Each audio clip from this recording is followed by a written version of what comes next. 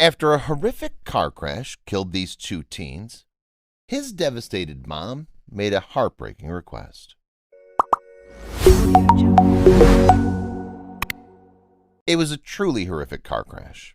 In its wake, the families of two teenagers would be left absolutely devastated. Indeed, the deaths of Ethan Richmond and Leah Byers, aged just 18 and 19 respectively, would move everyone in their community. But Ethan's mom would make one particularly heartbreaking request of those who remembered him. Ethan and Leah were a young couple with their whole lives ahead of them. They studied together, spent their spare time together, and enjoyed a relationship which seemed loving, caring, and happy. Leah was the love of Ethan's life. However, a horrific car crash just days before the couple were set to celebrate their second anniversary spelled the end of their blossoming romance. Hope was replaced with tragedy. Ethan had been born in nearby Anderson and grew up to be a high school football player. When Ethan wasn't on the field, he loved joking around and making other people happy. Leah, meanwhile, was a member of a United Methodist church near her home in Greenwood. Furthermore, Ethan and Leah seemed perfect for each other, and the pair were rarely seen apart. Both had an altruistic calling and were studying to be nurse practitioners at Indiana University, Kokomo. Leah specialized in neonatal care, treating newborn babies, while Ethan was training to become a nurse anesthetist.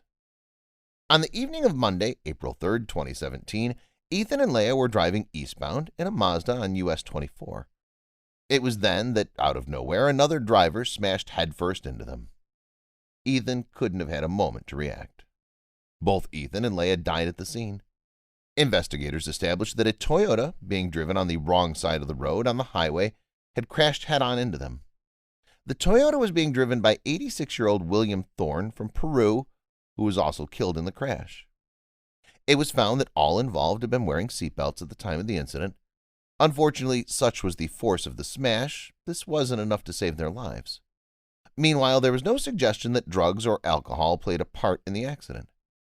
Once the tragic news of their deaths had spread across their local communities, tributes began flooding in for the couple. Ethan's younger sibling, Lucas, told the Herald Bulletin how Ethan had spent his short life trying to bring joy into the lives of others. Indeed, Lucas said that Ethan didn't worry about what others thought of him, so long as he was making people happy. Lucas went on to tell the newspaper how much he had admired and respected his older brother. However, while Ethan was alive, Lucas didn't know quite how deeply he'd felt their connection. It was not very often that he told me how much I meant to him, but when we got his wallet, the only photo was of me and him as kids, Lucas told the Herald Bulletin. Ethan enjoyed a close relationship with other siblings as well. They included Jacob, 12, who also paid tribute to his older brother, recalling his siblings' offbeat sense of humor. His aunt, Angie Bingaman, meanwhile, remembered Ethan for his hugs. "That's going to be what I miss most," she told the Herald Bulletin, quipping that the last one she'd received had been so strong she thought her back would break. Meanwhile, Kokomo student Connie Dodorny spoke of her memories of Ethan, praising his kindness. "He was a brother to people who needed a brother," he told the Herald Bulletin. "For me, he was a father." However, his friend said Ethan had one feature which stood out above all else: his smile. Brianna McGaughy told the Herald Bulletin, "He just had a way of making people smile. He was obnoxiously positive." Another schoolmate, Addison Morgan, described Ethan as an enthusiastic cook with a passion for jokes.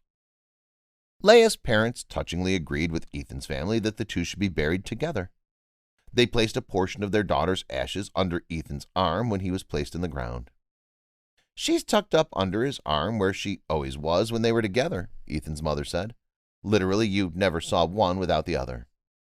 However, the Richmonds had one last heartbreaking request when their son was laid to rest. "More than I want to hear I'm sorry, I want to hear the memories of Ethan," she said. "Tell me how he made you laugh. Tell me a funny story about him." One commenter noted how powerfully these stories about Ethan had captured his life.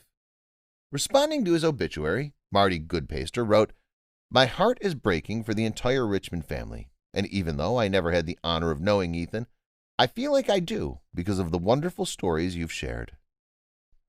When family and friends gathered at Roselle Johnson funeral service to pay their final respects, it seemed like she wasn't disappointed. Ethan was clearly loved by many, each of whom recorded their own memories of the young man.